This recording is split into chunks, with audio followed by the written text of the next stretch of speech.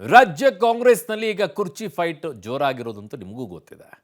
ಆದರೆ ಒಂದು ಮೆಸೇಜನ್ನು ಕೊಡಬೇಕಾಗಿತ್ತು. ಆ ಮೆಸೇಜನ್ನು ಈಗಾಗಲೇ ಡಿ ಕೆ ಶಿವಕುಮಾರ್ ಅವರು ಕೊಟ್ಟಾಗಿದೆ. ಹೇಗೆ ಕೊಡಬೇಕಾಗಿದ್ದು ಹಾಗೆ ಕೊಟ್ಟಿದ್ದಾರೆ.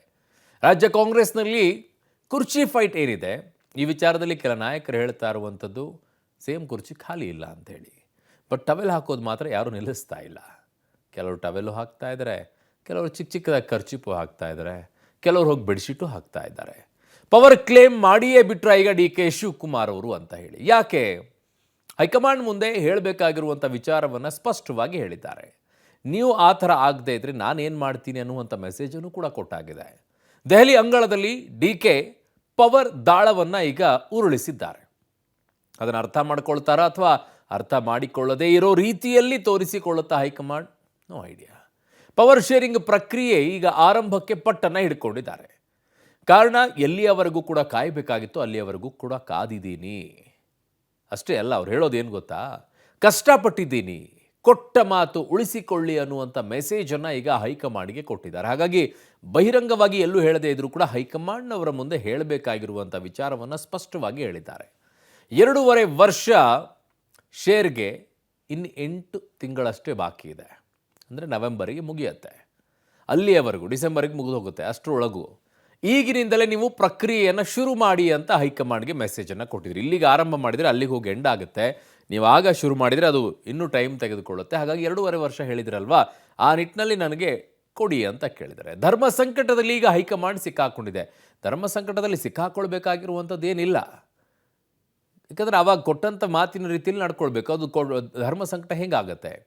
ಇನ್ನು ಅಣ್ಣ ಸಿ ಎಂ ಆಗೋ ಕಾಲ ಕೂಡಿ ಬಂದಿಲ್ಲ ಅನ್ನುವಂಥದ್ದನ್ನು ಡಿ ಕೆ ಸುರೇಶ್ ಅವರು ಹೇಳಿದ್ದಾರೆ. ಯಾಕೆ ಹಿಂಗೆ ಹೇಳಿದರು? ಇಲ್ಲಿದೆ ನೋಡಿ ವರದಿ.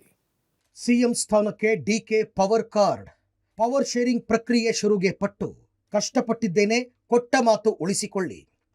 ಹೀಗಂತ ಕಾಂಗ್ರೆಸ್ ಹೈಕಮಾಂಡ್ ಬಳಿ ಡಿಸಿಎಂ ಹಾಗೂ ಮುಖ್ಯಮಂತ್ರಿ ಸ್ಥಾನದ ಆಕಾಂಕ್ಷಿ ಡಿಕೆ ಶಿವಕುಮಾರ್ ಬೇಡಿಕೆ ಇಟ್ಟಿದ್ದಾರೆ. ಇತ್ತೀಚೆಗಷ್ಟೇ ದೆಹಲಿ ಪ್ರವಾಸ ಕೈಗೊಂಡಿದ್ದ ಡಿಕೆ ಶಿವಕುಮಾರ್ ಎಐಸಿಸಿ ನಾಯಕ ವೇಣುಗೋಪಾಲ್ ಅವರನ್ನ ಭೇಟಿಯಾಗಿ ಪವರ್ ಶೇರಿಂಗ್ ಫಾರ್ಮುಲಾ ಈಗಿನಿಂದಲೇ ಜಾರಿಗೆ ಮುಂದಾಗುವಂತೆ ಪಟ್ಟು ಹಿಡಿದಿದ್ದಾರೆ. ಪವರ್ ಶೇರಿಂಗ್ಗೆ ಇನ್ನೂ 8 ತಿಂಗಳು ಬಾಕಿ ಉಳಿದಿದ್ದು, ಪಕ್ಷಕ್ಕಾಗಿ ದುಡಿದಿದ್ದೇನೆ, ಕೊಟ್ಟ ಮಾತಿನಂತೆ ಅಧಿಕಾರ ಹಸ್ತಾಂತರಿಸಿ ಅಂತ ಹೈಕಮಾಂಡ್ಗೆ ಕೇಳಿಕೊಂಡಿದ್ದಾರೆ. ಜಾಸ್ತಿ ದಿನ ಕಾಯೋಕ್ಕಾಗಲ್ಲ, ಅವಧಿಗೂ ಮುನ್ನವೇ ಪವರ್ ಶೇರ್ ಪ್ರಕ್ರಿಯೆ ಆರಂಭಿಸಿ, ನನಗೆ ಕೊಟ್ಟ ಮಾತಿನಂತೆ ನೀವು ನಡೆದುಕೊಳ್ಳಿ. 2.5 ವರ್ಷ ಶೇರ್ಗೆ ಇನ್ನು 8 ತಿಂಗಳಷ್ಟೇ ಬಾಕಿ. ಅಲ್ಲಿವರೆಗೂ ನಾನು ಕಾದರೂ ಪಕ್ಷಕ್ಕೆ ಡ್ಯಾಮೇಜ್ ಆಗುತ್ತೆ. ಪ್ರಸ್ತುತ ರಾಜ್ಯದ ಪರಿಸ್ಥಿತಿ ಹಾಗೇ ಇದೆ, ಏನು ಮಾಡಲಿ? ನನ್ನ ಶ್ರಮಕ್ಕೆ ಫಲ ನಿರೀಕ್ಷೆ ಮಾಡುತ್ತೇನೆ, ಪ್ರಕ್ರಿಯೆ ಆರಂಭಿಸಿ. ಈಗಿನಿಂದಲೇ ನೀವು ಪ್ರಕ್ರಿಯೆ ಶುರು ಮಾಡಿ. ನೀವು 8 ತಿಂಗಳು ಕಾದರೆ ಮುಂದೆ ನನಗೆ ಕಷ್ಟವಾಗಲಿದೆ. ಪಕ್ಷ ಸಂಘಟನೆ ಮಾಡಬೇಕಿದೆ. 2028ಕ್ಕೆ ಮತ್ತೆ ಅಧಿಕಾರಕ್ಕೆ ತರಬೇಕು ಅಂತ ಹೈಕಮಾಂಡ್ಗೆ ಡಿಕೆಶಿ ಕೇಳಿಕೊಂಡಿದ್ದಾರೆ. ನನ್ನ ರಾಜ್ಯ ಪಾರ್ಟಿ ಅಧ್ಯಕ್ಷ 5 ವರ್ಷ ಪಾರ್ಟಿ ಪ್ರೆಸಿಡೆಂಟ್ ಮಾಡಿಬಿಟ್ಟು ನನ್ನ ಡೆಪ್ಟಿ ಸಿ ಎಂ ಮಾಡಿ 89ರಿಂದ ಮಂತ್ರಿಯಾಗಿ ನನ್ನ ಬೆಳೆಸಿ, if I doesn't show my face and ನಾನು ಕಾಂಗ್ರೆಸ್ಗೆ ಕೆಲಸ ಮಾಡಲಿಲ್ಲ ಅಂದಮೇಲೆ, ನನ್ನ ಲೀಡರ್ಶಿಪ್ ಕೊಡಲಿಲ್ಲ ಅಂದಮೇಲೆ, ನಾನು ಮನೇಲಿ ಕೂತ್ಕೊಳ್ಳೋಕೆ ನನ್ನ ನಾಯಕ ಕಾಂಗ್ರೆಸ್ ಪಾರ್ಟಿ ನನಗೆ ಶಕ್ತಿ ಕೊಟ್ಟಿರೋದು. Whatever position I am there. ಹೋದ ಎಲೆಕ್ಷನಲ್ಲಿ ಕ್ಯಾಂಪೇನ್ ಕಮಿಟಿ ಚೇರ್ಮನ್ ಇದ್ದೆ ನಾನು, ಸಿದ್ದರಾಮಯ್ಯನವರು ಚೀಫ್ ಮಿನಿಸ್ಟರ್ ಇದ್ದಾಗ. ಹೋದ ಎಲೆಕ್ಷನಲ್ಲಿ ಪಾರ್ಟಿ ಪ್ರೆಸಿಡೆಂಟ್ ಇದ್ದೆ, ಈಗ ಡೆಪ್ಟಿ ಸಿ ಎಂ ಇದ್ದೀವಿ. ಸೊ ಇಷ್ಟೆಲ್ಲ ನನಗಿರೋಂಥ ವೈಬ್ರೇಷನ್ನು, ನನಗಿರೋಂಥ ಸ್ಟ್ರೆಂತು, ನನಗಿರೋಂಥ ಎಕ್ಸ್ಪೀರಿಯನ್ಸು ಬೇರೆ ಎಲ್ಲ we utilise every one. Power sharing ಇಲ್ಲ, ಪೂರ್ಣಾವಧಿ ಸಿಎಂ ಕೆಪಿಸಿಸಿ ಅಧ್ಯಕ್ಷರ ಬದಲಾವಣೆ ಆಗಲಿ, ಹೀಗೆ ವಿರೋಧಿ ಪಾಳ್ಯ ಸಾಲು ಸಾಲು ಮಾತುಗಳನ್ನಾಡ್ತಾ ಇರುವಾಗ ಡಿಸಿಎಂ ಡಿಕೆ ಶಿವಕುಮಾರ್ ದೆಹಲಿಗೆ ಹೋಗಿ ಸದ್ದಿಲ್ಲದೆ ರಾಜಕೀಯ ದಾಳ ಉರುಳಿಸಿದಂತೆ ಕಾಣ್ತಾ ಇದೆ. ತಮ್ಮ ಅವಧಿಯ ಪವರ್ ಶೇರಿಂಗ್ಗೆ ಸಂಬಂಧಪಟ್ಟಂತೆ ಪ್ರೊಸೀಜರ್ಗಳೆಲ್ಲ ಶುರುವಾಗಲಿ ಅನ್ನುವಂತಹ ಒತ್ತಡ ಮತ್ತು ಒತ್ತಾಯವನ್ನು ಹೈಕಮಾಂಡ್ ಮೇಲೆ ಮಾಡಿರುವಂಥ ಡಿಸಿಎಂ ಡಿಕೆ ಶಿವಕುಮಾರ್ ಹೊಸ ರಾಜಕೀಯ ದಾಳ ಉರುಳಿಸಿದಂತೆ ಕಾಣಿಸ್ತಾ ಇದೆ. ಸಿದ್ದರಾಮಯ್ಯ ಹೇಳಿಕೆಯಿಂದ ಕಂಗೆಟ್ರ ಡಿಕೆ. ಆಪ್ತರ ಹೇಳಿಕೆಗಳೇ ಡಿಕೆಶಿಗೆ ತಲೆನೋವು. ಧರ್ಮ ಸಂಕಟದಲ್ಲಿ ಸಿಲುಕಿದ ಕಾಂಗ್ರೆಸ್ ಹೈಕಮಾಂಡ್. ಫೆಬ್ರವರಿ 12ಕ್ಕೆ ಪಬ್ಲಿಕ್ ಟಿವಿಯ 12ನೇ ವಾರ್ಷಿಕೋತ್ಸವದಲ್ಲಿ ಭಾಗಿಯಾಗಿದ್ದ ಸಿಎಂ ಸಿದ್ದರಾಮಯ್ಯ ಪೂರ್ಣಾವಧಿ ಸಿಎಂ ಆಗಿ ಮುಂದುವರಿಯೋ ವಿಶ್ವಾಸ ವ್ಯಕ್ತಪಡಿಸಿದರು.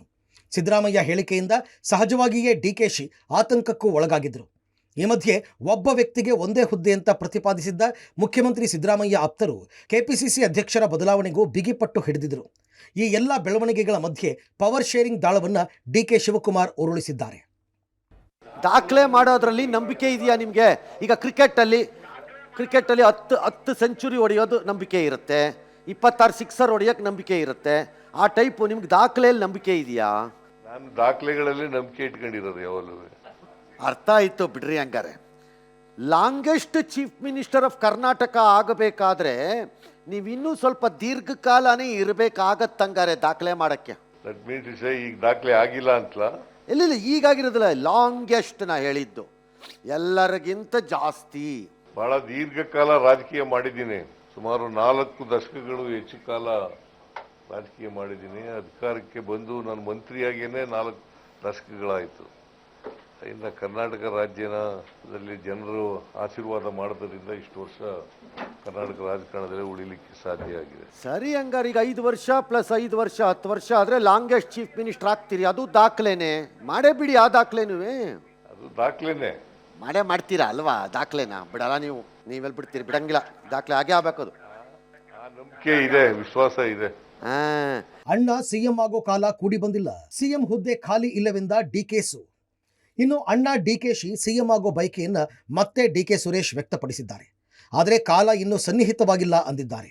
ಈಗ ಸಿದ್ದರಾಮಯ್ಯ ಸಿಎಂ ಆಗಿದ್ದಾರೆ, ಅವರನ್ನ ಎಳೆದು ಹಾಕಿ ಡಿಕೆಶಿಯನ್ನ ಕೂರಿಸೋದಕ್ಕೆ ಸಾಧ್ಯನಾ ಅಂತ ಡಿಕೆ ಸುರೇಶ್ ಪ್ರಶ್ನೆ ಮಾಡಿದ್ದಾರೆ. ಇನ್ನೊಂದೆಡೆ ಹೈಕಮಾಂಡ್ ಬಳಿ ಏನು ಒಪ್ಪಂದ ಆಗಿದೆಯೋ ನಮಗೆ ಗೊತ್ತಿಲ್ಲ ಅಂತ ಕೈ ನಾಯಕರು ಹೇಳಿದ್ದಾರೆ. ಡಿ.ಕೆ. ಶಿವಕುಮಾರ್ ಅವರು ಪಕ್ಷ ನಂಬಿದ್ದಾರೆ, ಪಕ್ಷ ತೀರ್ಮಾನ ಮಾಡ್ತದೆ. ಮುಖ್ಯಮಂತ್ರಿಗಳು ಆ ಸ್ಥಾನದಲ್ಲಿ ಕೂತಿದ್ದಾರೆ. ಸೊ ಅದ್ರ ಬಗ್ಗೆ ಚರ್ಚೆ ಮಾಡೋದ್ರಲ್ಲಿ ಅರ್ಥ ಇಲ್ಲ. ನಮಗೂ ಅರ್ಥ ಆಗುತ್ತಲ್ಲ, ಖಾಲಿ ಮಾಡಿಸ್ಬೇಕು ಅಂತ ಅಂದ್ರೆ ನಿಮ್ನ ಎಳೆದು ಕುಂಡಿಸ್ಬೇಕಲ್ಲ.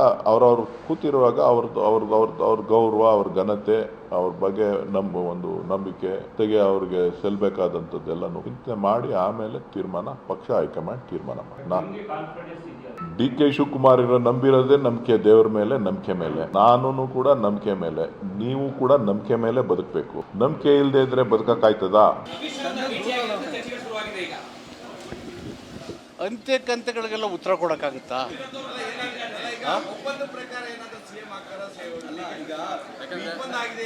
ಮಹಾರಾಷ್ಟ್ರ ಮಾದರಿ ಸರ್ಕಾರ ನಿರ್ಮಾಣ ಆಗುತ್ತೆ ಅಂತ ಯಾರು ಬರ್ಕೊಟ್ಟಿದ್ದಾರೆ ಒಪ್ಪಂದನ? ನಿಮ್ಗೆ ಗೊತ್ತಾ? ನಮಗೆ ಗೊತ್ತಿಲ್ಲ, ನಿಮ್ಗೇನು ಗೊತ್ತಾಗುತ್ತೆ ಬಿಡಿ. ಇಟ್ಟಿರ್ಬೋದು. ಅದೇ ನಮಗೆ ಯಾರು ಗೊತ್ತಿಲ್ಲ, ಪಬ್ಲಿಕ್ನಾಗ ಯಾರಿಗೂ ಗೊತ್ತಿಲ್ಲ. ಅದು ಅವ್ರು ಏನು ಮಾತಾಡಿದಾರೆ ಗೊತ್ತಿಲ್ಲ. ನಾವು ಹೋಗ್ತೀವಿ, ನಾವು ಮಾತಾಡ್ತೀವಿ. ಬೇರೆಯವರೆಲ್ಲ ಸಾಕಷ್ಟು ಮಂತ್ರಿಗಳು ಹೋಗಿರ್ತಾರೆ, ಅವ್ರವ್ರ ಡಿಮಾಂಡ್ ಬೇಡಿಕೆ ಇಡ್ತಾರೆ. ಅವ್ರು ಏನು ಇಟ್ಟಿದಾರೆ ಅಂತ ನಮಗೆ ಗೊತ್ತಿಲ್ಲ. ಅಲ್ಲ, ನಾವೇ ತೊಳೆದು ಪಾರ್ಟಿ ಇದೆ, ಎಲ್ಲರೂ ಇದ್ದಾರೆ, ನಾವೊಬ್ಬರೇ ಇಲ್ಲ. ಇಡೀ 140 ಜನ ಇದ್ದಾರೆ. ನಾ ಇಂಡಿವಿಜುವಲ್ ಏನು ಮಾಡಲಿಕ್ಕಾಗಲ್ಲ, ಪಾರ್ಟಿ ಇದೆ, ಪಾರ್ಟಿ ಡಿಸಿಷನ್ನು. ಅದ್ರ ಬಗ್ಗೆ ನಮಗೆ ಗೊತ್ತಿಲ್ಲ. ಹೇಳಿದ್ರಲ್ಲ, ಅಲ್ಲಿ ಒಳಗಡೆ ಹೋಗಿ ಏನು ಮಾತಾಡಿದ್ರೆ ನಮಗೆ ಗೊತ್ತಿಲ್ಲ. ಒಟ್ನಲ್ಲಿ ಕಾಂಗ್ರೆಸ್ನಲ್ಲಿ ಮತ್ತೆ ಪವರ್ ಶೇರಿಂಗ್ ಫೈಟ್ ಜೋರಾಗಿದೆ. ಇದು ಯಾವ ತಿರುವನ್ನ ಪಡೆಯುತ್ತೋ ಕಾದು ನೋಡಬೇಕು. Bureau report, public TV. So ಒಂದಂತೂ ಇದರಲ್ಲಿ ಆಗ್ತಾ ಇರೋದು ಧಗ ಧಗ ಧಗ ಅಂತ ಇದೆ. ಅದು ಯಾವಾಗ ಚಟಪಟ ಅಂತ ಅನ್ನೋತ್ತೋ ಗೊತ್ತಿಲ್ಲ. ಸದ್ಯಕ್ಕಂತೂ ಬೆಂಕಿ ಹತ್ಕೊಂಡಿದೆ. ಈಗ ಯಾವ ಮಟ್ಟಕ್ಕೆ ಹೋಗುತ್ತೆ ಇದು, ನೋ ಐಡಿಯಾ.